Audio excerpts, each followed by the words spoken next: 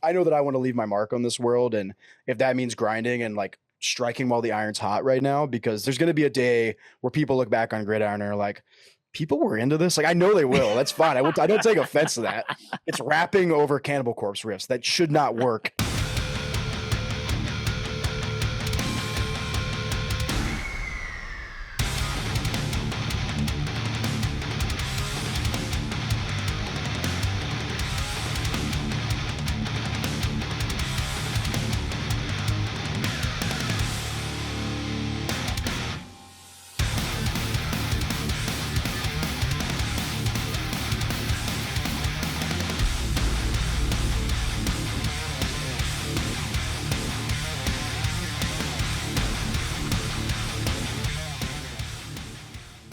What is up, my friends? Thanks again for tuning in. This is the Scoped Exposure podcast. Someone that I really wanted to have on this episode, this season, ultimately, we've gone 70 episodes into season 3, 270 episodes in total of this whole show. Will has been on my bucket list for a long, long time. Not only because he's, a tone god and a riff wizard, but I think his approach for songwriting and just like, crafting the core is something that's very, very interesting to me. And I've had the pleasure of not only seeing Never Ending Game, but Gridiron a couple of times as well. And I know the big old slug's got a busy schedule, but we're finally here. Will from NEG and Gridiron, thanks for joining me, buddy. Hey, thanks for having me, brother. Really appreciate you bringing me on. 100%. So, it seems like you're in the know a little bit, Will, when it comes to the flow of the show. So before we get into any music discussions, we got to check a bev before we get into it. You sound like you've come prepared today, and I'm very excited to see what you got. Today we got a nice little sixer of Miller High Life. We'll see if we can drink all of them. I think it may be a possibility here. This is a podcast first for me. No one's brought a full 6-pack ready to go. And this is a shout out to my brother Ty Dawson from Pain Clinic. I know he's done that on a couple other podcasts, so I had to give a little nod to my friend there. Okay, well, yeah, shout out. I'm sure you can kind of attest to this, where you've been doing in bands and things for as long as you have, but there's still those moments where there's like, oh, I've never that's a first for me in some capacity. I'm glad that me bringing 6 beers is a first. I don't know if I should be ashamed or proud of myself. I'm proud of you. Thank you. I'll see. We'll see where the episode takes us. I feel like my bev isn't matching yours as well. Maybe I'll have to acquire something upstairs. Okay. Well, what we got?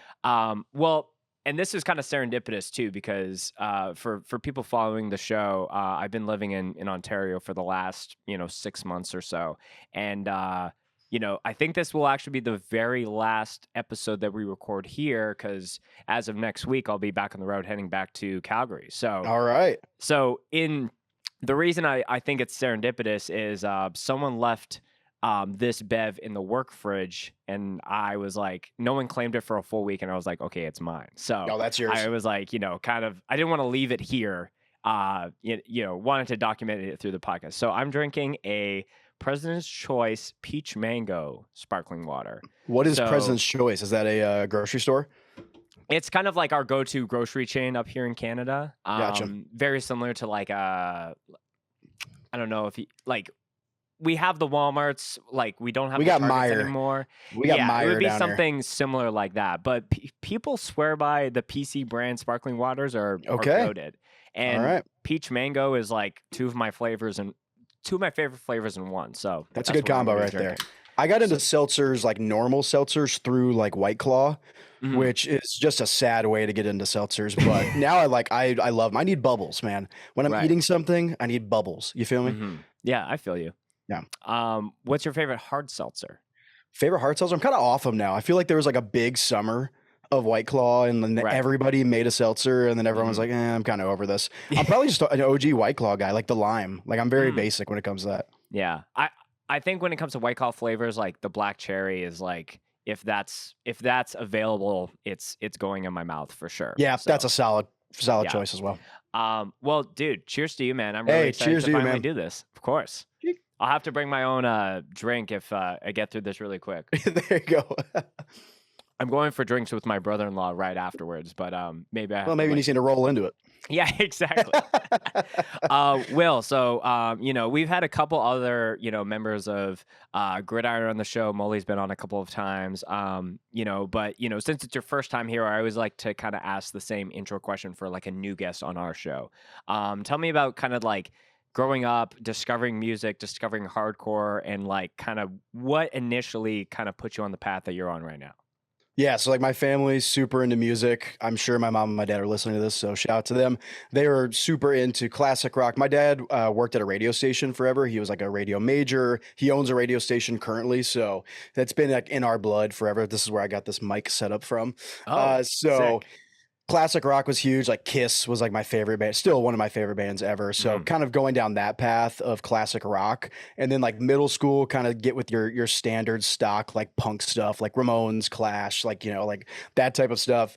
As I get closer to high school, find more metalcore, like As I Lay Dying, Killswitch Engage, that type of stuff. Mm. And then probably about sophomore year, I had a friend, Joe Lukasik at Grand Haven High School, who got me into Cruel Hand, Trapped Under Ice, Terror. Like I remember listening for the first time, being like, I don't think I really get it. Like this is too fast, Right, And then right. over time of just continuing to listen to it, I'm like, all right, I get this. And then like the more I got exposed to shows and stuff, I was like, oh yeah, this is like the type of people and energy that I like. So that's Mhm. kind of the simple path of how I got into it. Yeah. So just out of curiosity, like, are you in that like very small 1% of like people who are in hardcore that their parents get it and can kind of like connect the dots a little bit to their background? Because I'm sure your dad doing like classic rock Yeah. radio, it's like, oh, okay, like this is not on the same tree, but there's enough branches that are touching, going to other things. Like, 100%. They've yeah. always been super supportive of everything I've done musically. Like I remember being dropped off at shows. I think I got dropped off to like a X Represent X show in Holland, Michigan one time. Like stuff like that where they'd be like, okay, I'm going to drop you off the show. I went on tour for the first time when I was 18. It was very much just like they trusted me and being like, all right, you can do your thing. And we'll just assume no news is good news type of thing. But Right. yeah, that my mom like loves Never Ending Game of Gridiron. It's insane. She'll like text me Wow. screenshots of her listening to it and stuff. And at Mm. my grandparents' house, they have like the records up on the wall. Like everybody is all in, which is amazing. Like a lot of people, I know I'm lucky to have that. So I'm glad to have like such a supportive family of the insane music I play, because Right. on paper it's psychotic, but I'm glad that I've been doing it for so long now that I think they're just like, yeah, this is Will. He's pretty Right. normal in his day-to-day life, but then he's got this other extra kind of insane thing, Right, right. No NAG or Gridiron on the radio as of yet. I don't know if there's any Well, shoutouts that have been made. there's a little lore here. This may have to be a unreleased track that comes out on something, but my dad did a radio show during COVID called The Grilled Cheese Show. And so he had Okay. local artists on in his area, and they would do a grilled cheese sandwich, like they would make it, and then they would talk about the band. But the intro, he wanted us to write him an intro. So when we were recording Oh, the LP promo, so that had Bleeding and Hate You on it. We recorded that with Nick from Freedom, and we were there, or maybe we did it. No, I don't think it was that. We did it when we did the comp song for AHC. When we were right. recording with Nick, I was like, hey, I have an insane request here, boys. My dad wants us to do this intro, and he wrote the lyrics. So Mhm. it's all like the lyrics are literally Mikey from Never Ending Game yelling about grilled cheese over like I wrote like a almost Youth Crew style song, like very Youth of Today type of song. So it may have to be released someday down the line. But he used that on the radio, like that would That is intro it. crazy. So yeah, that's a nice little piece of lore there. Yeah, for no one's everyone. like calling in like, "Hey, did you just play I could have sworn that was an NEG song, but I can't find it on my Spotify here." Yeah, that's a good piece. So we may have to release that someday because it's just so stupid. Yes. Like, I don't know if you would call it the grilled cheese intro or something like that. But It's got to have, so it might have to be like, on CDs back in the day when they'd have like 20 minutes of silence and there'd be yes, like an exactly unreleased like track. that. It's got to be Mhm. something like that, or like on Yeah. the B side of a record or something. That's wow.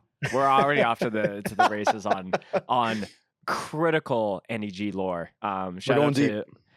to all the local grilled cheese heads for sure. I'm a big grilled cheese guy too. I hope you are. Dude, it's Massive grilled cheese guy. it's kind of a thing in my family where like we didn't really cook super fancy, Yeah. like because I'm a bit of a not as smart when it comes to the chef stuff. I think in later years of my life, I've like tried to improve a Sure. couple things. We did like the meal kits, and that helps Oh build yeah. some confidence. But every person who marries into this family always mentions like, yeah, anyone on like my dad's side of the family just really loves like making grilled cheese and soup. It doesn't matter what month of the year it is, but yeah, It's my a solid pick, man. dude, what's on Will's grilled cheese? What toppings do you do? Well, I'm gonna go with the recency bias here. I made a grilled cheese the other day that had mac and cheese inside of the bread, cheddar Wow. cheese, and bacon on Wait, a did you say mac and cheese in the bread? mac and cheese in between the two slices of bread. So Oh, again, we okay. may be going outside of what a grilled cheese is. This is a little Right. exploratory session here. But yeah, Mhm. we had some Aldi everything sourdough, which is god level. A little bit of that, mac and cheese, bacon, cheddar. I mean, that's all you need right there. Dude, I'm hungry as a beaver right now. I was about to say I'm about to go make one of these in a minute. Yeah, bevs and grilled cheese. That's I mean, the talking next food and phase of this show. drinking, this is my wheelhouse right here. Okay, so obviously anyone who has like parents who have some kind of musical bones to their body, as well as like hard rock and classic rock and all that. It's not a writing on the wall kind of thing, but it's a lot more common for that to happen. Yeah, I think so. And especially like having parents who get it and empower it, dropping you off at shows when you're early on. When did like playing instruments and then starting to like play in like bands? Were you doing cover bands? Talk to me about that. Yeah, so started guitar in 5th grade. So I think I've said this before, but I played Guitar Hero before I played guitar. So I remember I was living in Texas at the time. I kind of grew up all over. And I had Guitar Hero and they had Cowboys from Hell on it. And I had a kid at school who was super into Pantera. Obviously in Texas, like Pantera is huge for metal community. So Of I course, remember going with yeah. his dad to FYE to buy, I think it was like a best of Pantera CD.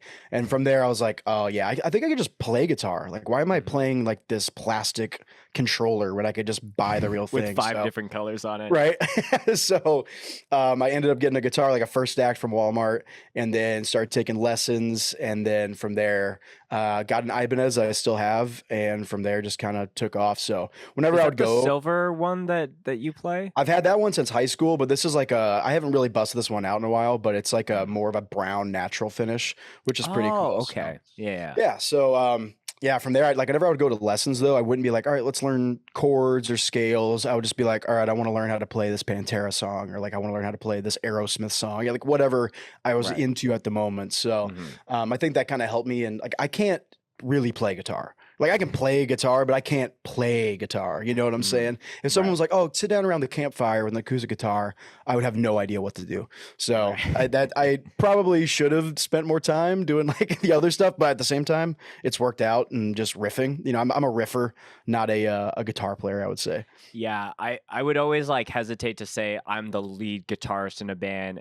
versus like I'm the songwriter or Right. like the rhythm guitarist. And I felt like that was more critical for me because I went the exact same route. I was like bringing timestamps to Slipknot songs, showing Sure. of like I want to know how to make this noise Right. specifically. And it Absolutely. would be like a harmonic or like a weird guitar scrape kind of whatever. But I felt like there's definitely those super proficient guitarists that we see in playing in bands today. But like I think this knowing how to connect riffs together, knowing like I had one kind of guitar friend of mine. I played in a couple bands with him. He was 10 years older than me and he like kind of painted he kind of showed me like sometimes there's a lot of bands in like current hardcore that kind of have just like riff soup and it's Yeah. just like a mixed match of a lot of things versus like okay, let's have like one thing and then let's have the second version of that thing that can still kind of make it flow versus like just stapling on all these riffs together. Right. So to me, like I'm really happy that I had some of that bringing because I would rather be shittier at guitar, but write better songs than being Oh yeah. like a maniac. But like I'm not really connecting things in an organic or authentic way. No, I completely agree. I mean, it's one thing to be like a shredder, and that has its own merits, but to me, songwriting has always been more important and something that I've cared about more because when you hear that final product and it's like perfectly pieced together, you're like, all right, cool.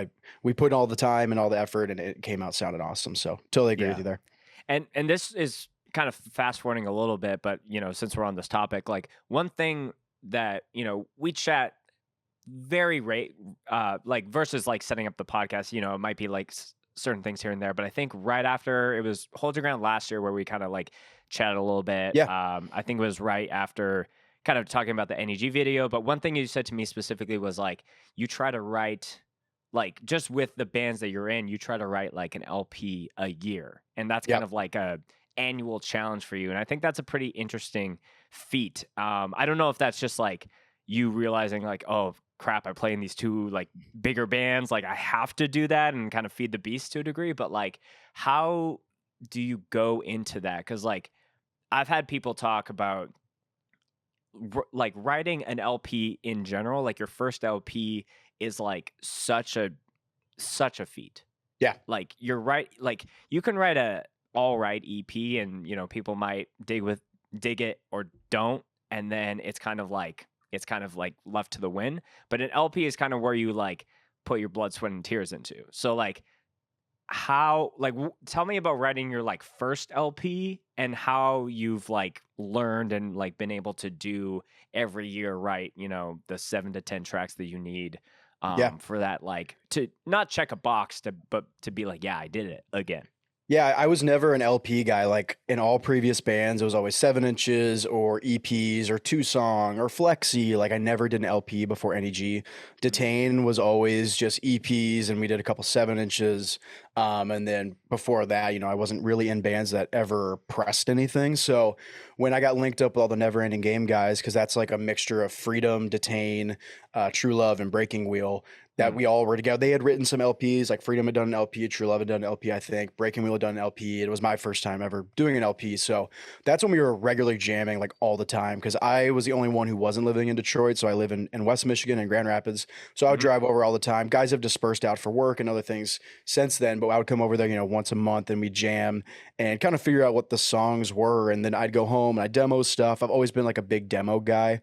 Even back to the Detain days, like I've had the same instance of Reaper for like 15 years almost. I think every time I log in, it shows me how many hours, and it's like an unbelievable amount of hours that I've been in that. So I've always been like a big demo guy and send out tracks like, hey, what do you guys think about this? What should we change? Go from there.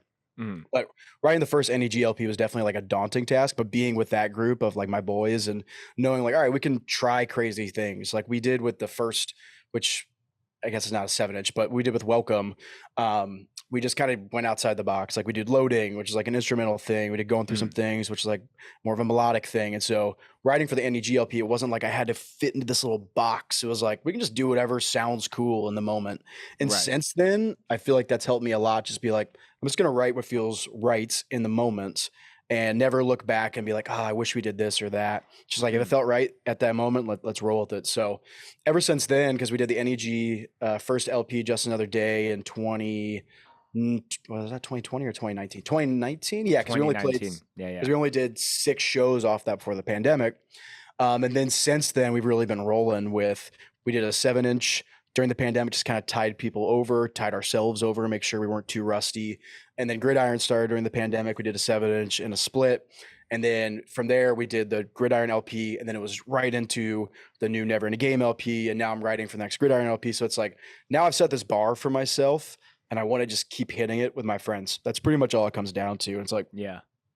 honestly, whenever I leave this earth, I just want there to be something there that is me. Like the song Memories Mikey wrote off the new LP is honestly something that I relate to super heavily. I didn't have anything to do with writing those lyrics, but I relate to that super heavily because when I am gone and no one remembers me, I want there to be something that's like, yeah, I helped on this song or I wrote this part, and like that stays forever. So maybe that's narcissistic.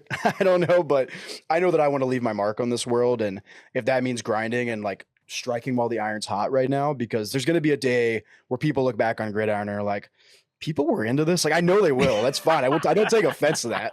It's rapping over Cannibal Corpse riffs. That should not work in any world, right? Right. So when people look back on it like, I don't know about this, that's fine. I would never take offense to that.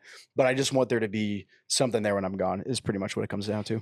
Yeah, I think like you know, we're in a bit of a unique generation where we're starting to see like, you know, our parents didn't get to see all of their, you know, the people that they grew up with, you know, maybe they had like shitty like video like tapes of them Yeah. or things like that. But like having the internet and having people live on even if they leave this earth too early, I think is like a really cool thing that we live in this time where, you know, like people can still be remembered and, you know, the things that they say and the things that they had fingerprints all over is like, I don't know, it just helps keep relevance. And, you know, the world moves on and life goes on. But like, Yeah. I like that as well, where, you know, like, you know, I don't plan on having kids, but if there's ever like people where they're thinking of Uncle Spencer or whoever, they can go back and watch, like they might be watching this podcast right now in 50 years, you know, you Yeah. never know, like, you know, what things are. And like, that's a huge reason why it started Scoped in general, is just like documenting like the hardcore scene of what was happening here in Canada. And it, to me, it's never been about the numbers. It's always been about like, what's someone in 10, 20, 50 years going to be doing with this, you know, Yeah. like, and for that audience versus like trying to get the clicks or anything of that. But No, I that's a think great it is mindset. cool. I think it is cool to be able to be like, you know, leaving your legacy, if you'll use that, like, I guess, powerful of a term, with your content, with your music, with your art. Like, I think that's a great way to live your life for sure. I think so too. It's like we have all of these opportunities and all these ways to, you know, call it content, whatever you want to call it, like leave your mark. Mhm. And it's easier. Like the barrier to entry is so low now that it's awesome to see people like you like, oh, this is why I want to do this for people down the road who want to come back and look. I think about all the bands that I found by just combing through blog spots and Soulseek and CD thank yous, like those types of things. How awesome it'd be to go back and watch a podcast with them, right? So, Totally, because yeah. you're like, all that lore builds up and you're like, man, what are this? And maybe it's a double-edged sword because you kind of like not knowing, having that mystique around bands, right? But Sure. at the same time, it'll be cool for people in the future if they ever come back and watch these podcasts. They'll be like, oh, I just found this band. I want to know like about this guy or whatever. It's pretty cool. Yeah, because like, I don't know, I've learned that like hardcore moves very fast year over year. Not every band is going to be as popular or even around at the time of someone discovering them. So like, Yeah. you know, there might be this, for some reason, huge surgence of NEG like 5 years after, whenever, if ever you guys were going to hang it up, you know, like I think that there's Yeah. a lot of stuff that you can't really map. So I'm just more of a fan of just leaving it up to serendipity or chance.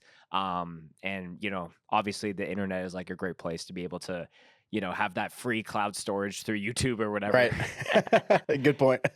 Yeah. It's actually, I don't know if people know this, but like, usually this is a little nerdy and we'll get back to the discussion, but when we upload a podcast episode or a set, usually, and when you go to a video on YouTube and you can look at the different quality levels that you can watch it, whether it's 1080 or 240,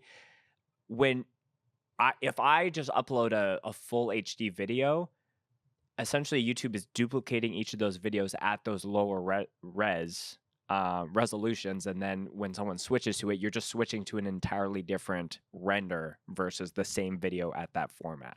I had no idea. Yeah. So I will go on the record and say that I'm a big 240p HC guy. That's fair.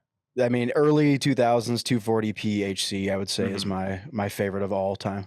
Yeah. Not a lot of 4K back then. No. If any. Let's leave that in the future. Yeah. So talk to me about like the very beginnings of Neverending Game, and we'll kind of like work through a little bit of that into the new record. Yeah. You know, like you were mentioning how you were coming from Detain, there was like Freedom and a lot of other bands that were kind of intermingled with it. And I like how you're kind of saying it might have been your first at bat for an LP, but all those guys had that experience to help make it attainable, at least for yourself.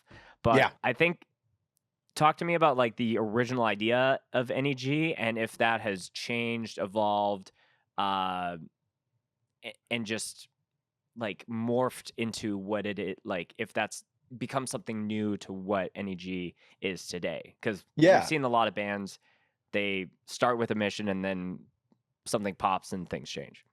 Yeah, I mean, I don't think we ever planned on it being what it is now by any stretch. It's like, okay, we're all playing in our local scenes. Like Freedom had really big pop, True Love had really big pop. Detain, we were doing a lot of really cool stuff. Breaking Wheel had like their LP, and we're playing a bunch of awesome shows and touring. So it was always like, oh, let's just do this kind of like side band. It'll be fun. Like none of us have played in a band together really, so this will be fun. And it's kind of like bridging West Michigan and East Michigan, Detroit style. So I figured it'd be kind of cool to try it. So Mikey was like kind of the one. Him and I've been friends with Mike, the guitar player of NEG, who was in Breaking Wheel for a long time. I filled in for Breaking Wheel a bunch of time on tours, and so him and I were really close.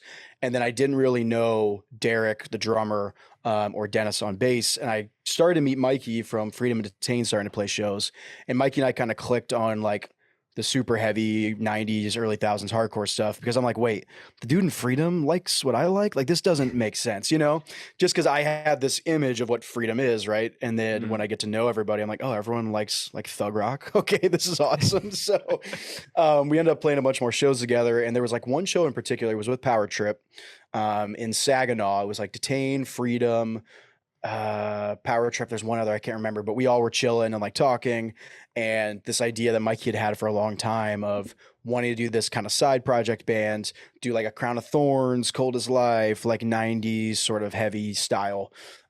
So I think I went over there one time and we jammed, and then nothing happened. And then like a year went by or something.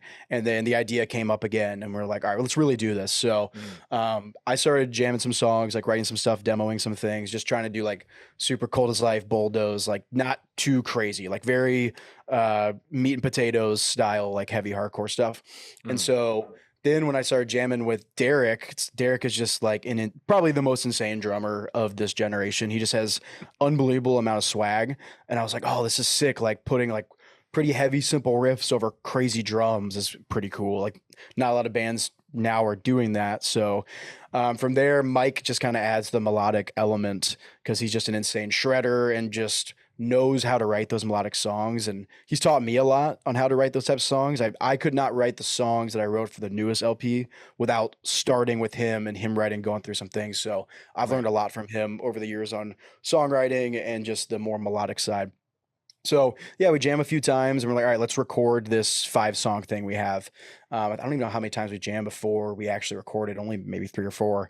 And then we recorded it with Nick from Freedom and then put it out, and people were like super into it right away. And I was like, this is crazy. Like I've never been in a band where immediately people are like into it, which is awesome.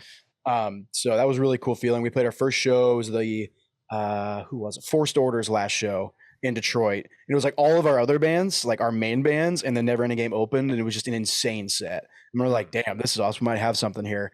That night, Sam Triple B texted Mikey and was like, yeah, let's do a 7-inch. And I was like, all right, awesome. Because I've been hounding Sam in emails and shit for Detain to get on Triple B forever. And Triple B in my mind was always like, oh, this is a demo core label. Like they're not going to do anything heavy. And then they did 3 Knee Deep, and then they kept adding more and more kind of heavy bands. And look at the roster now versus what it was 15. All over the place. It's which I love. Yes, I'm sure I've helped play a part in infiltrating Sam's little brain. So sorry about that. Sorry, demo core kids. We've taken over. So from there, we just kept writing and jamming, and like it was just so fun to jam with them. They're my best friends, and it's like this is awesome. So from there, we just kept writing and started piecing together some more songs for the first LP. Or no, I guess we did the LP promo because we're like, let's not do a 7-inch with Sam. Let's just do a full LP. Like let's just go full tilt after this. So we did. We recorded 2 songs that one of them ended up being on the LP. I mentioned earlier, Bleeding and Hate You. Hate You is kind of like a lost song to time. I kind of want to bring it back because I went back and listened to it recently. And I'm like, damn, this is a pretty good song, but never ended up doing anything with it. From there, did that a tape on Triple B, and then kept jamming, writing, just adding more stuff. Like we'd have jam sessions that would be like 4 hours plus long. Like we did when we wrote NEG jams, we literally practiced that for like an hour and a half straight, just like crying, laughing, and like, what are we doing right now? Like, should we put this on the record? Is this too dumb? And I'm like, who cares? This is fun. Let's just do it. Yeah. So yeah, just kept jamming. Did you like that that jam track, did you record it like in parts like you would any other song, or did you do it as like a let's do a live session and just kind of fuck around with it a little bit? No, it was all recorded just like the rest of the songs. We ended up changing the That's tone so a little funny. bit, which is hilarious. Like we should have just done it live and made it a little more loosey goosey, but it was just funny to be like, all right, let's change the tone so we can do NEG jams. We're just like, what are we doing right now? Like someone wants to put this out. This is ridiculous, you know? But I mean, it just goes back to some of those jam songs, Cro-Mags, Crown of Thorns, like they did that type of shit, and it's just Right, of fun course. to do. Like, who cares about what? Again, going back to the box, like we've never been in the box, and so it's like, why go into the box now? Let's just keep Right. fucking around and do whatever we want here. So I think sorry to cut you off. I No, think you're that good. there's a bit of I don't know if it's like full like everyone's doing this, but I'm seeing some bands like embrace the like NEG Jams is more of like I would say it's an instrumental interlude Yeah. more so. It But I'm broke up seeing- the A and the B side. Yeah, but I think I'm seeing some bands now do like an instrumental just like mosh track. There's no vocals and it's just breakdowns and pit parts. I And not gonna- I yeah. don't know. What do you think about that? I've always been an intro guy. So when I was going down my rabbit holes of learning all of the East Coast super heavy stuff, even some of the Midwest stuff, super heavy stuff, intros are always a huge thing. And it's just mosh part, mosh part, mosh part. And with Detain, we probably went overboard with it, but we would always have a new intro. And it was just riff, riff, riff. We recorded a couple of them. And those ended up being like the most popular songs for whatever reason. I don't. Right. There's just like a pop with it. When you start something, there's no vocals. It's just the vocalist doing shit talk on the mic and playing a heavy riff, and people are just Right. destroying each other. Like there's something to that. So I've always been a big intro guy. I've seen it recently, like you said, like kind of more in the middle of a 7-inch or an LP or something. But I think it's cool. I've always backed it. I think intros are awesome. Like Yeah. IDS Headhunters is the hardest intro ever. So I've always repped that. And like, that's been like the North Star of like, man, if you can ever try and achieve a little piece of that, you've succeeded on an intro. Yeah, I think the one that I'm specifically a fan of recently is on the Speed EP. The track "Every Man for Themselves" is Yep. it's just a nice, like, I think there's maybe one or two songs after that, but I was like, man, I think it inspired me to like write a intro level just destroyer of a song, but like place it, somewhere in the Yeah. middle as I think a- it's as a cool. nice little thing. Yeah. Never Ending Game's never done an intro. Neither is Gridiron either. I think I've kind of just like left that with Detain just because I'm like, all right, I've beat this horse. But there's into certain the songs ground. that like, cater to the beginning of Sure. the track for sure. Like, Yep. yeah. Okay, so I'm gonna fast forward a little bit now to Outcry.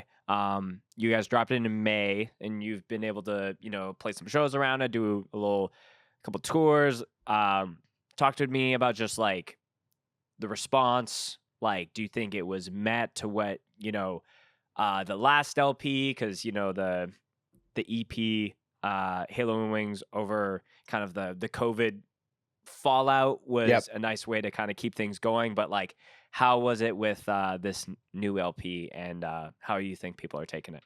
I think people seem to be into it, which is really cool. Like, I know this is so cliche to say, but to be like, oh, we only write this for ourselves. Like, we truly are just like, if we're into it, then we're rolling with it. And whatever comes after that is only like, it's awesome. It's like, okay, cool. I wasn't expecting that. I keep my expectations insanely low because if you build it up to this level of what it's going to be, you'll never meet those expectations. So if I'm into it and I listen to it, I'm like, yep, I'm proud of that. It's all I care about. Everything else is extra in my eyes. So the fact that people are into it and they're loving the tracks is really awesome. I'm super proud of everything we did. Seems like we're trying to move the set list around a little bit. So God Forgives has always kind of been the last song just because of the mosh part. But it's like, all right, we're trying to switch it up, put Hate Today, Die Tomorrow last, because that's got a crazy pit at the end. So it's kind of made us rethink our set list, which is cool because now we've got 2 LPs, a EP to start with, 2-song promo, and a 7-inch. And it's like, damn, man, piecing together a set list is pretty difficult to do because I love all the songs and I don't know which ones to pick. So it's all trial and error. See what people are into, see what people aren't into. Not everyone's going to love every song. So that's cool. You just play the ones that people want to hear. Nothing's worse than when you go see think of more like a bigger act, but like they just play the new record and everyone's just like, what the hell? I wanted to hear like the hits. So it's like trying to find that balance of making sure we play some of the songs that people like from Just Another Day, but like keep reinforcing like, hey, we've got this new record. We're going to play these songs type of thing, you know? So yeah, I've been super happy with the response. The shows have been insane. We just did not tied down. We did the Coldest Life show put on by the same guys who tied down, Jimmy and Curtis and Ramona, and it was insane. We played early in the day because me and Mike had to get down to Toledo to go to our buddy Joey Chester's wedding. So we double booked ourselves accidentally. When we noticed we felt terrible. We were like, Joey, we're gonna make this work. We're gonna be there. And so we played at like 2 p.m. or whatever. The set was insane. It was psychotic. It was like, honestly, it might have been crazier than Tied Down. And Tied Down did have this big like expectation of, oh, this is really the first kind of show in Detroit. It was the first show in Detroit after the record's out. Like it's gonna, the expectations up high. And I think you guys were sandwiched in between Negative Approach and Gorilla Biscuits.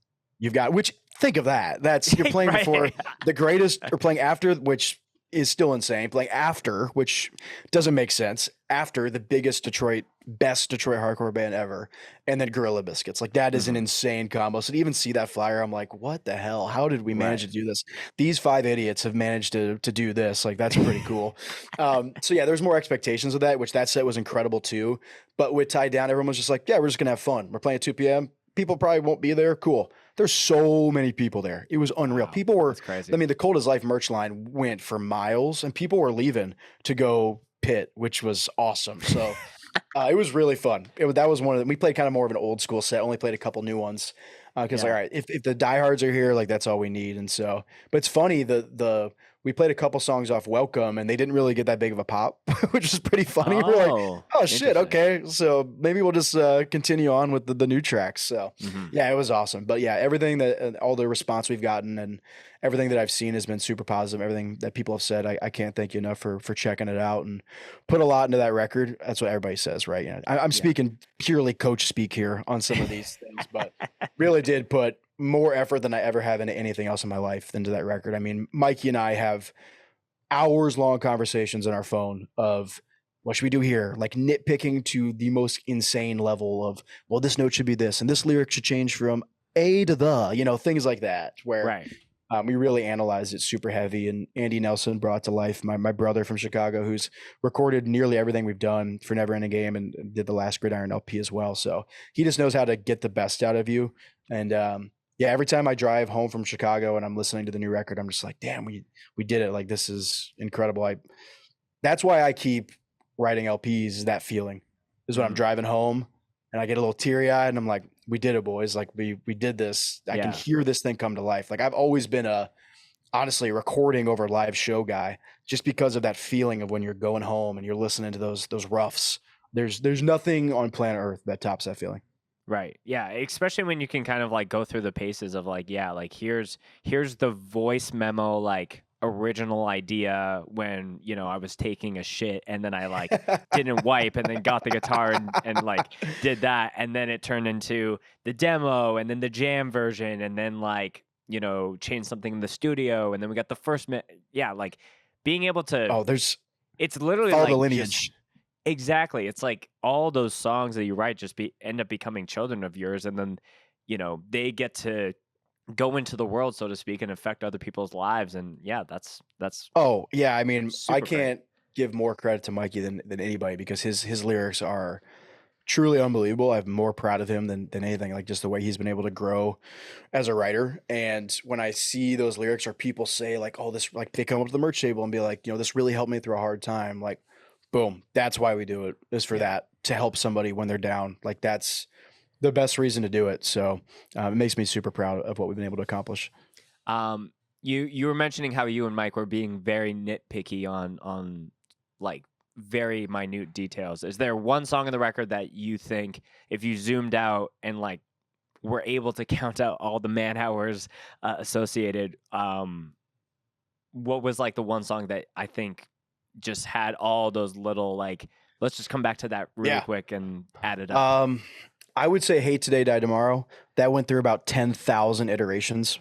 So Interesting. I had some ideas for it and Mike had some ideas for it. He was in town in Grand Rapids, and he came over to my house and we demoed at my house, and we're doing exactly what I'm doing now, drinking some High Lifes, and we're just like, man, we cannot figure out this fucking song. The song sucks. Like, what are we doing here? And so then over time, it's just me demoing stuff, him coming up with ideas, bouncing things off each other, talking with Derek, talking with Mikey, Dennis, like everybody pitches into it. And we finally got to a point where it was like, okay, this is cool, but it didn't have that end pop. And so we're like, all right, let's just do a Hatebreed Insano breakdown. Like, this is exactly what it needs, is some crazy pop at the end. And so we went deep in the vaults of our brains and made the dumbest pattern ever with insane drums and an 808, and that became the song. So I would say that is probably the most man hours. That or Outcry, the title track, that one was a lot of iterations, just like not figuring out what to do, and finally it comes together and you're like, oh yeah, this is it. This is the one right here. Probably the least amount of time, Tank on E, 100%. That was like literally an hour. I mean, it was... came out of the session of when I was talking about earlier, where Mike and I are just drinking at my house, jamming, and he had some other song that I was trying to learn, and I played it wrong. And I was like, oh, wait, this is kind of cool. Like, what if we do something like this? And we both are like, I don't know, that kind of sounds like Hawthorne Heights. Like, what are we doing here? And so from there, it's like, let's just lean into it. Like, so we went to practice because he was in town. We all ended up jamming, and we recorded like a demo on my phone, and we were like, boys, this might be too insane. Like, this is fun. It's a fun song. If we can get the right lyrics, cool. But like, this one's on the chopping block if when we get to the studio. It was only like a week before we went to the studio or something. Right. And so we get to the studio. Mikey's like, I got some ideas on this. And Tank on E has been like a joke we've had forever, back to even like the demo days, saying like emotional Tank on E, you know, stuff like that. Right. So he had this idea.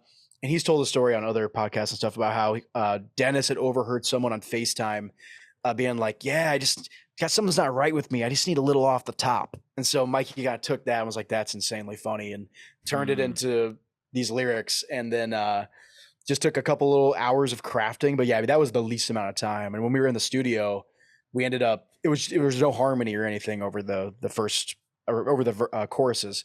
And then Andy was like, you should throw a chorus on, or like hit a harmony on the chorus. Yeah. And I was like, dude, this is going to sound so stupid. Like, what are we doing here? And then I'm like trying to find the note. Like, I'm not a singer by any stretch. I just try to imitate Crowbar, you know?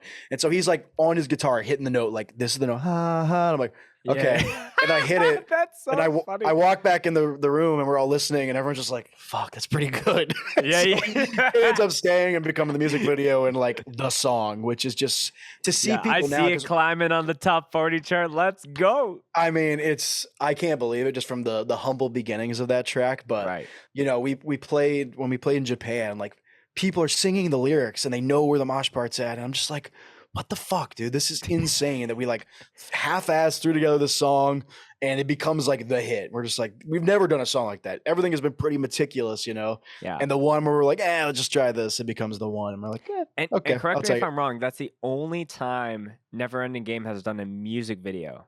That is correct. And you did it for that song. Yeah. That was like a no-brainer. I mean, that was like, this is... if we're going to go Hawthorne Heights, we need to go full, like... right? You know... Pull no punches. The main inspos for those songs, you know, obviously some metalcore influence. It's pretty clear when you hear it. But again, like 100 Demons, Blood for Blood, like that Agents of Man, that scream type of melody thing, making it hard, but you're like, wait, there's melody to this? Like confusing the listener. Honestly, that's probably my favorite thing to do in music, is just confuse the listener, for them to be like, I don't understand what's happening, but I like it. Like that's my goal. Mm-hmm. Like, I think for me, there's always going to be cool bands that are like doing a certain sound or certain style, but I love hearing bands that are like just doing things a little more different and like just blending two things together that like shouldn't make sense, but because it's a weird collection of timing and interest, it does make sense. So like, yeah, I loved hearing that track when it came out. It was wild to read all like the people who were just so out of touch being like, wow, these guys are so lost with what they're doing sound wise. Oh, I see all of them. I see all the comments. And And it's like, I'm pretty, like, if you're in the know, like, Neverending Game has done whatever the fuck they want, whenever the fuck they want Yeah. to, like, since day one. So 100%. Yeah, if you wanna I've get some never singing, like, bring it on. I've never cared about like quote unquote haters or people like having an opinion, because you'll go and you'll see one and I'll laugh and I'll like look at their profile, whatever, and it's like, you've never even been in a band, bro. Like Right. what even makes you think you have an opinion that matters? So I don't even care. It doesn't bother me at all. I'm like, if the vast majority are into it, even if they aren't, I don't really care. I'm just doing what me and the boys want to do. Is basically what it comes down to. Yeah. It's that commenting that is the same energy of the person who was like, I think it was like post tied down, made some Reddit post about like, hey, I know, like, I don't really know about this Trapped Under Ice band, but they had a really big reaction. Like, I've never, like, I know that they just came back, but do they deserve, like, it was just, it's the same energy for me. 100%. I pay no mind to it. I just do my thing, stay in my lane, and, whatever. They can do whatever they want.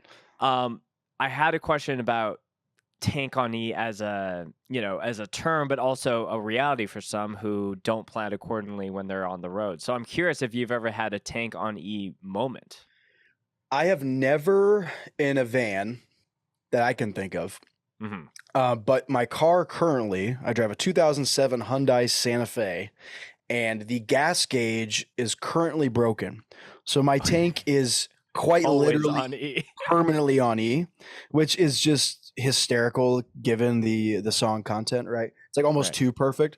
But no, my new move now is I just reset my trip. I know I can get about like 200 miles in, let's get some gas. So I just reset the trip, hits 200 miles, pull in a gas station, good to go. So no, there's I've a never system in place. It's there's not a like, system in place. We're slowing down. Okay, let's no, I've never in my life, knocking on wood, never in my life ran out of gas. I feel like that is, come on, what are we doing here? It could not be more clear, right? On when to get gas. It's literally screaming at you, fill me up. So, right. I have never run out of gas. There's been definitely some times where it's like we've been driving on the light for like a long time, and I don't know if, and maybe we rolled into this gas station. I'm not 100% sure, but I'm curious on how many people listening to this podcast have full on run out of gas and had to deal with that. Drop a comment. We'd love to know if you've ever run out of gas. Jordan, make sure that the question of this Spotify episode is, have you ever run out of gas? Has your tank ever been on E? Yeah, and you lost to that. Yeah. You can be on E and still that's fine. Get through the day. 100%. Right? Yep, you just got to make it to that station. Not always. Not always. So Will, it's no secret that you're big songwriter, big riff head, but I think you're also a appreciator of guitars. You like to rock a good axe. So I wanted to play a little game here. So, I love a game.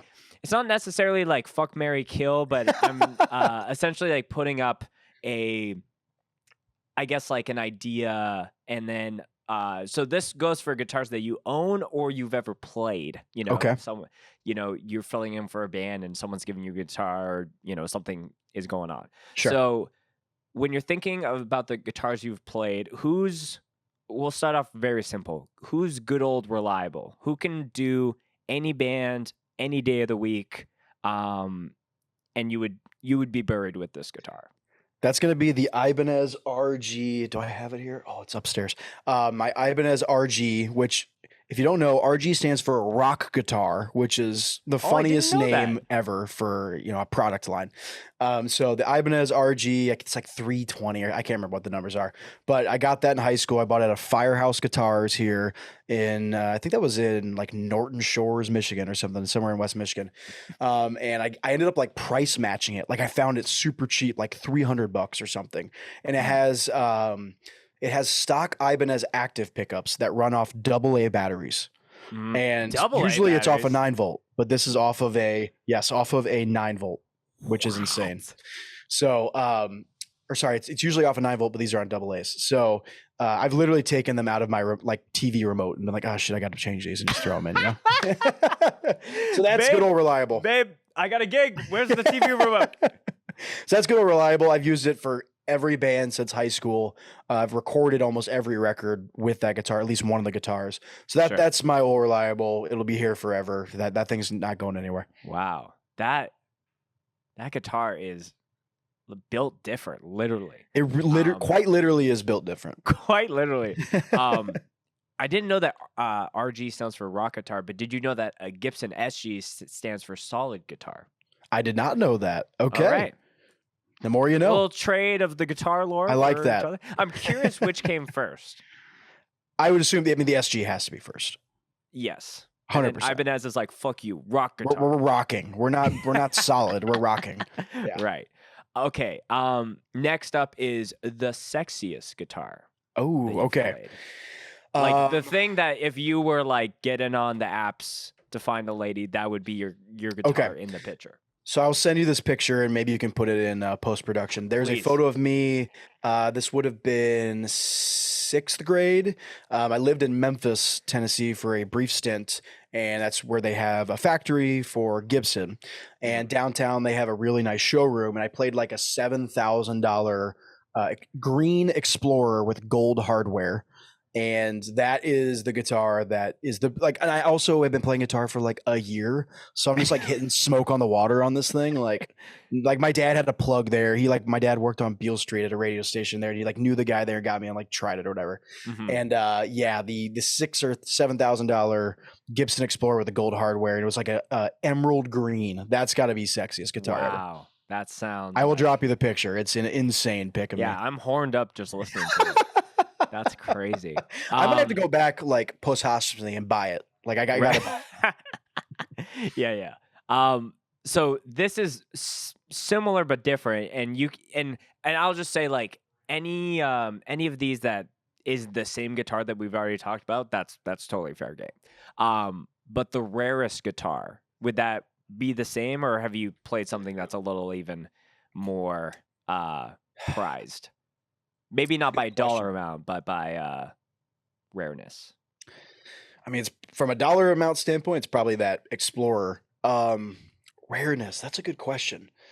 Nothing's really jumping out to me as far as rareness. Like I've got the camo one. Mm-hmm. I got the camo Jackson, which is Christian Oldberg Winter's signature, which I haven't seen many of those around in today's day and age. I'm sure when they came out, I don't even know what year they came out, probably early 2000s or 2008 or something. They were around, but I haven't seen anybody recently using them. So that would probably be my rarest. I literally Googled or went to eBay and was just like camo guitar. And I was like, oh, it's a Jackson. It's got an EMG. Cool. I'm going to buy this. And that's been the other kind of stock never ending game guitar is the camo boy. Yeah. To be fair, I haven't seen, that camo Jackson with the NEG sticker at the bottom of the bridge, like from anyone else. So yeah, I've been using that one for a long time. That's been like my stock NEG guitar, but I recently just got an LTD ESP. I don't even know, EC1001. Oh, some numbers on it, but it's like some numbers and letters all kind of some shit on there. It's like their Les Paul version, but it's got just a single. I'm a huge single humbucker guy. Like I'm not using the neck pickup. There's no way in hell I'm using that. So I don't need it. And it's just got a really sleek matte black look to it. I put like a little NEG sticker on the bottom. Shout out my girlfriend Kaelin for cricketing me this. So slapped that on there and went from there. So yeah, I mean, I've always been a guitar guy. Like I've been kind of acquiring them lately. I have a hard time letting them go too. So like I'm looking right now at my rack and it's filled and I need to buy another one because I'm just like, oh, I want this thing. And then I buy it and then I use it for like 2 shows. And I'm like, well, I don't want to get rid of it. I'm kind of like a guitar hoarder at this point. Right. Which I kind of wish that I had some discipline because I've had guitars that I've sold and have looked back even a couple of years later like, God, why did I do that? I know, right? I think about them I did that with merch. Like I had so many OG shirts like 2012, 2011 that I just sold for nothing and now they're worth like $350 or more. And I'm like, why did I just needed this quick buck that bad, they're literally stocks. Mm-hmm. I could go in a whole hour on merch, but I won't go down that. It's gotten out of control. Yeah. I got 2 more here. The one that got away. So any guitar that was stolen, broken, lost, anything that like that you sold and you wish you had back?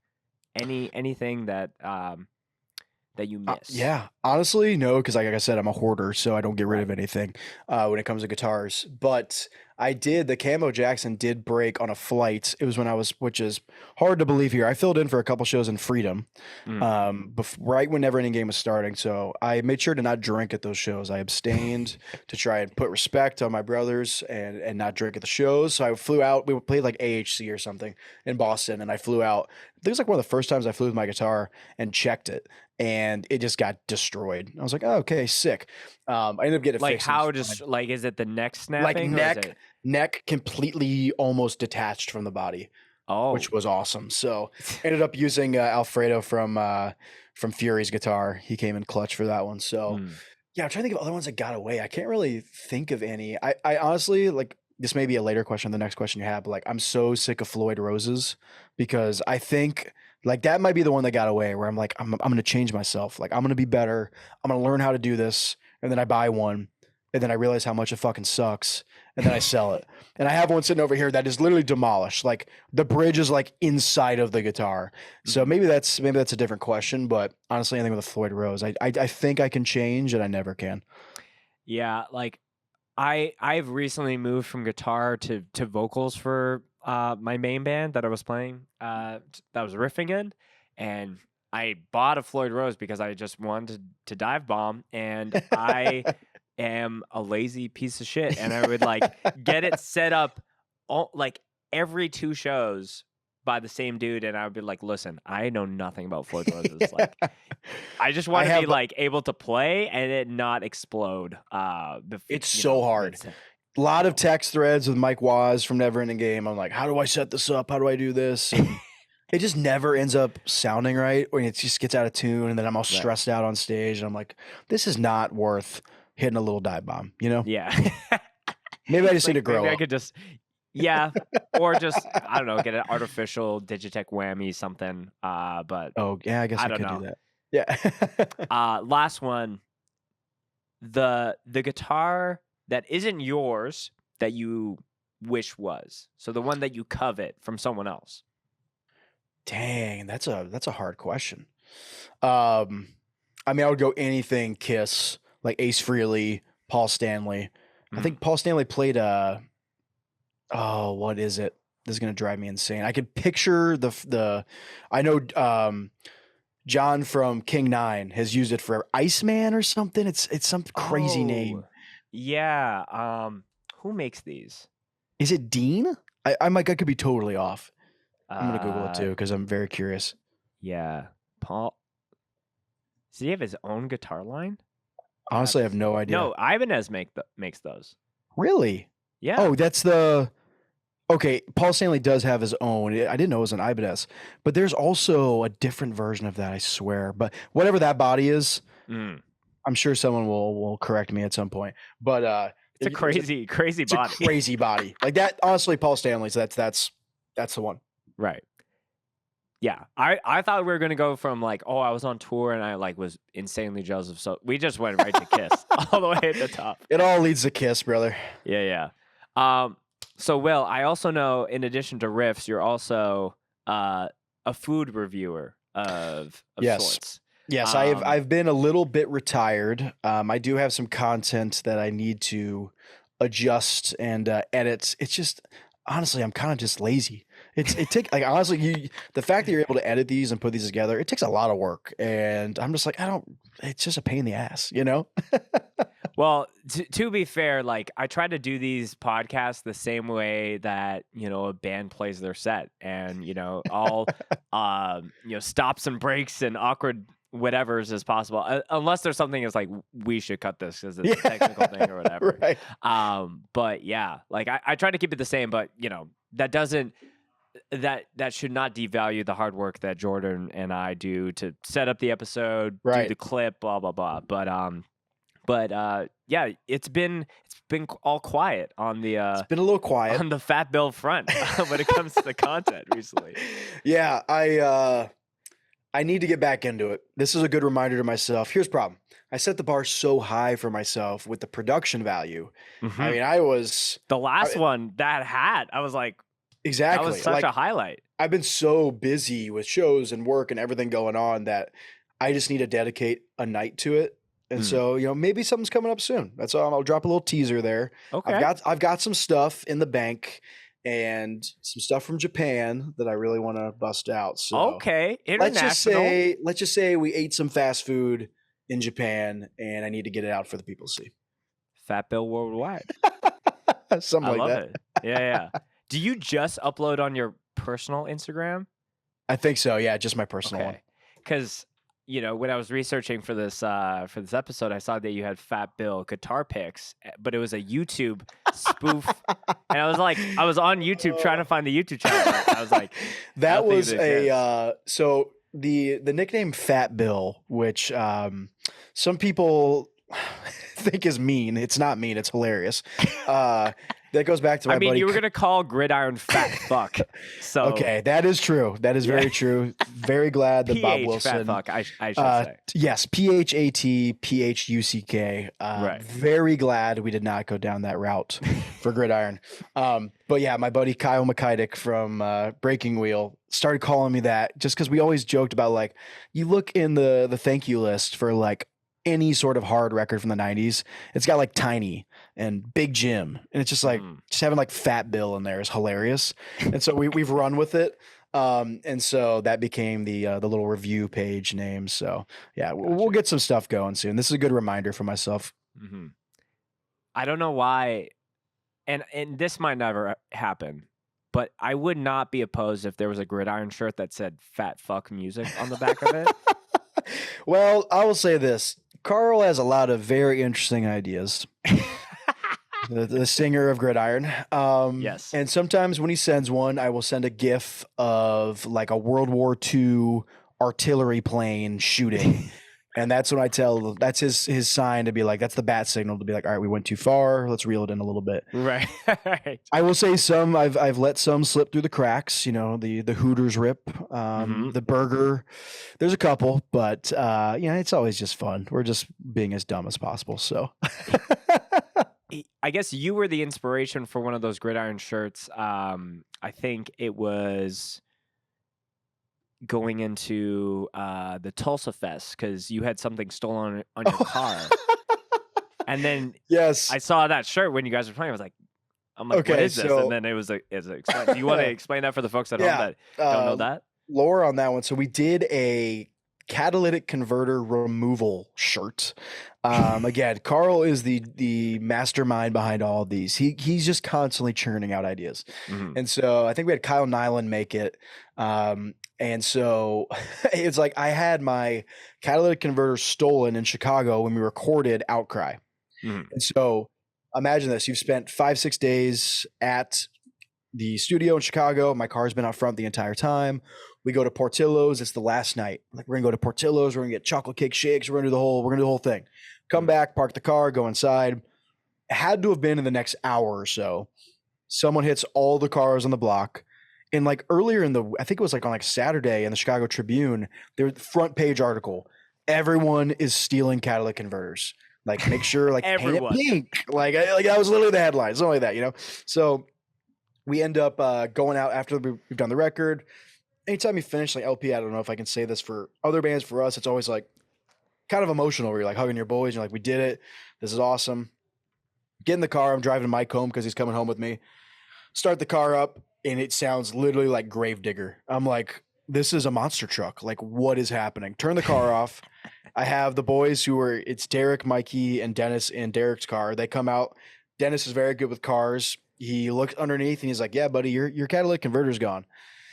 I'm like, fuck. So I end up driving like 3.5 hours home. No catalytic converter. We're sitting in the Wendy's drive-thru, just sounding insane in my Hyundai. So I end up getting that fixed. And yeah, obviously I'm texting all the boys about it. Like, can you guys believe this? This is fucking crazy. Right. And so Carl. So sorry for the non-car smart people. You could still drive your vehicle, but it just sounds crazy. So or is it like, I'm not a car guy, so someone correct me if I'm wrong here. From what I've understood and what the mechanic explained to me is that it basically converts something like exhaust fumes or something, and it quiets like the muffler or something. I don't know. Oh, okay. So you can drive without it. It's just illegal to do so. And so, but Okay. your car just sounds nuts. Like whenever you Right. drive past a dude and his car sounds crazy, and you're like, "What's going?" Like sometimes it's by design because people are nuts. Right. But for my sake, I was like, "No, this got stolen, and I got to drive." Like I was pulling into our neighborhood. At the time, I lived in like a super quiet neighborhood at like 3 in the mornings when we got home, and I'm like trying to just coast into my driveway without hitting the gas. Like I sped up super fast at the beginning and just kind of coasted into it because I'm Yeah, like, you damn, just threw it in neutral and you're just like, right. let's I'm see if gonna we can wake get up up the the driveway. entire neighborhood here. So yes. Anyways, long story short, Carl's like, "Oh, this is an opportunity to make a shirt out of this. Thanks, Carl, for using my misery. I really should have gotten a piece of the money out of this, but that's a side. Or at least a free shirt, if tangent, anything. right? And so we made this like it has like a AAA thing on it, and it has BBB. So it's just Carl will find any opportunity of like, this will be hilarious. Let's make something out of this, and I attribute it to it too. Yeah. There's a lot of people like that in Gridiron. They're just like, here's this dumb idea, and then we run with it, and somehow people buy the shirt. So if you ever bought a dumb Gridiron shirt, thank you. You continue to support us in doing these endeavors. Yeah, you're enabling Carl at the end of the day. He's gonna kill me when he hears this. Yeah. Okay, a couple other more just kind of random off the cuff fun questions. A while ago, I saw that you were riding some beats in a Tesla. How and why did that happen? So my girlfriend graduated from Southern New Hampshire University. I'm sure you've seen the commercials. If you live in America, you've seen the commercials for it. It's just like a master's program you can do. She does that. We end up flying out there to go to her graduation because we're like, oh, this will be fun. Like she did it online, but we're like, oh, we can get an excuse to go to Boston and do a little weekend out of it. So when I was looking at Hertz, I'm like, oh, let's rent a Tesla. Like I've never driven a Tesla. And so we get in the Tesla and we can like go to a diner and get breakfast or something when we land. And then I'm sitting in the car and I'm just messing with all the buttons. And I'm like, dude, there's literally like a drum machine and guitars and stuff you can put in here. So I end up fucking around with that for like easily an hour. And she's like, can we go? Like, what are we doing here sitting in the parking lot? So yeah, I was doing some beats on that, doing some new drum parts. I have to go back and watch the video. Maybe I can try and weave that into a new song. Yeah, I was like, like it had the pretty like, it seemed pretty, it didn't just have like, oh, here's your like 4/4 thing. It's like you could No, it's intense. Like Yeah. I was It like, was literally like a DAW. Like I couldn't believe that you could just go in and change or add instruments. And if I was by myself, I easily could have sat in that Tesla for like 8 hours and just messed just around. autopilot. Let me write a demo real quick on this drive. That's so sick. Next question. Tell me about the tour van that you were in that had a spray painted 8-ball and the cool S that we all drew in middle school on it. Damn, you went deep. You did your research on this one. I'm very impressed. So that was the longest tour I've really ever done. I've always been like a week tour guy, like a week to a week and a half. I think this was like 2.5 weeks almost. Just because with school, like I went to college, like during that time I would either do like winter break or summer break, try and work in like a week or something. But somehow the dates aligned and we did almost like 2 weeks down to FYA and back. This is with Detain. So it was Detain and Breaking Wheel. And then we met up with a band from Texas called Pulled Under. And honestly, I don't remember the lore on whose van that was, who spray painted it. Like I honestly have not thought about this probably since I was in the van. Well, that was probably like 2014, 2015, like, which is almost 10 years ago, which blows my mind. You probably rolled up, you're like, huh, sick, and then moved on. Honestly, that's probably what I thought. I was like, oh, that's hilarious, and that was it. But I don't remember whose van it was. It was one of the dudes from Pulled Under's van. I don't remember who it was, but that was a fun tour. That was, like almost 2 weeks down. So we went down through Midwest, down to Texas, over to Florida, hit FYA, busted up, go through the East Coast, and it was a blast. That was a really fun tour. It was also in the middle of winter, and everybody smoked cigs pretty much besides me in that van, and every minute there would just be a window down. It'd be like someone would start smoking a cigarette, and then someone put their window down, and then when they're finishing, they're like, oh, that sounds pretty good. Then they'd open their window. It was a nightmare, and it was like 10 degrees outside. So that's the main thing I remember from that tour. Interesting. Not the van itself, just the windows going down and the secondhand smoke that you all had to enjoy. Truly, you had to be there a moment. Right. Okay, well, one of the last questions before we start to wrap up. So it seems that you have some personality, I would say, similarities to Guy Fieri, and some people have compared you to him through a bunch of social media stuff from many moons ago.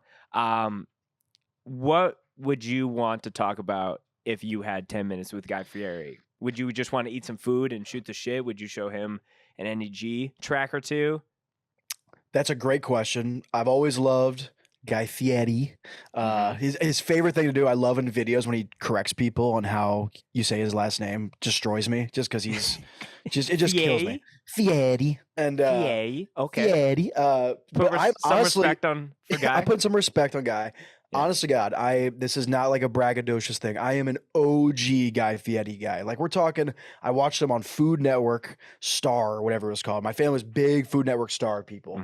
And so like they bring like local chefs and people with personalities and they like do a game show essentially, elimination style to win. And he had won.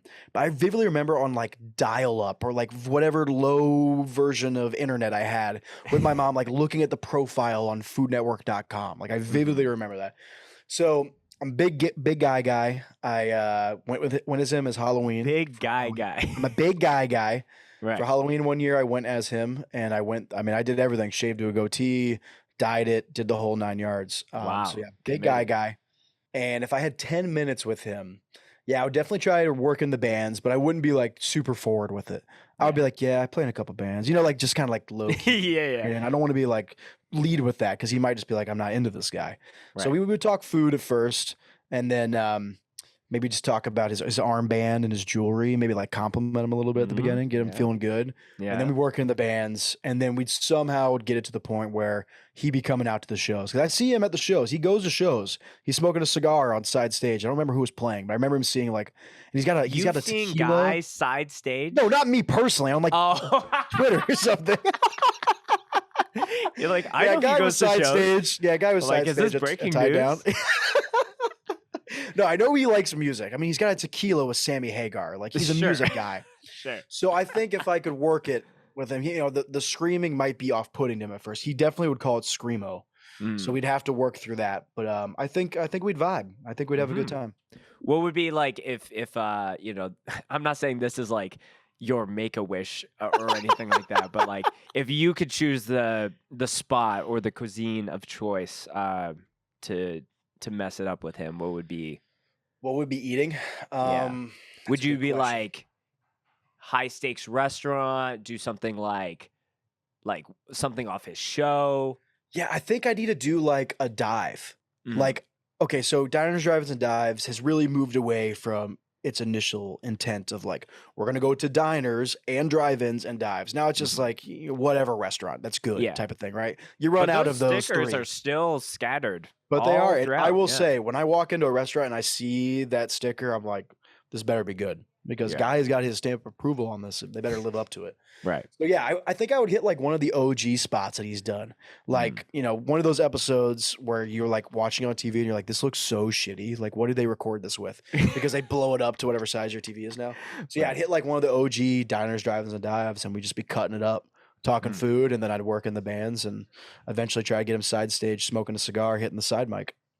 That would be legend shit. I might just die after that. That's all I need. Guy side miking? I mean, come on. Guy side miking would be epic. I feel like, we got things like Hard Lore and Haunt Lore, and they do all the food stuff. I feel like you could be the guy. Could I be the guy of hardcore? I think so.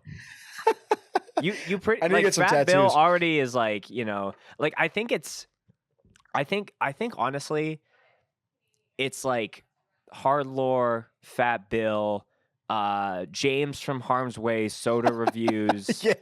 And then like maybe I'll just throw myself in there just to be another Bev, like, They need correspondence. In the mix. Truly. Yeah. Yeah. If Colin, if you see this clip, you need correspondence, brother. That's all I'm going to say. Don't corner the fast food hardcore market. Let some other people shine. That's all I'm going to say. I love you. I love what you fellas are doing, but you could have some correspondents out there doing some real, boots on the ground work.